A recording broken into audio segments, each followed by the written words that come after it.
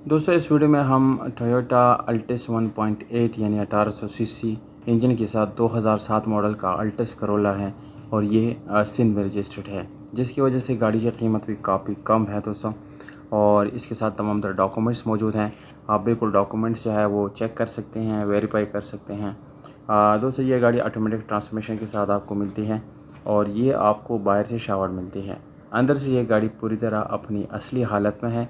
इसमें आप लोगों को दोस्तों इंजन बिल्कुल साफ़ सुथरा मिलता है। गाड़ी में आप लोगों को कोपे, गाड़ी की जो कोपे है वो बिल्कुल जेन्युइन है, यानी ये कभी भी एक्सीडेंट नहीं हुआ।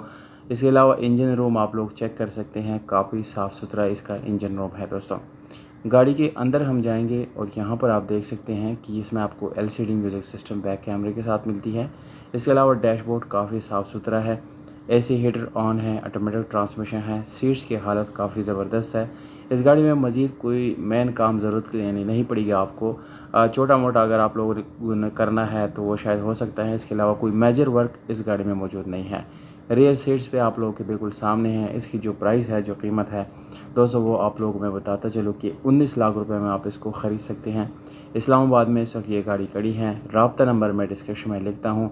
जैसे ही ये गाड़ी सेल होगी दोस्तों, ये नंबर वहाँ से हम रिमूव कर देते हैं। उसके बाद दोस्तों आप लोगों से गुजारिश यही है कि वीडियो के गाड़ी के सेल होने के बाद आप रब्ता ना करें। बहुत शुक्रिया।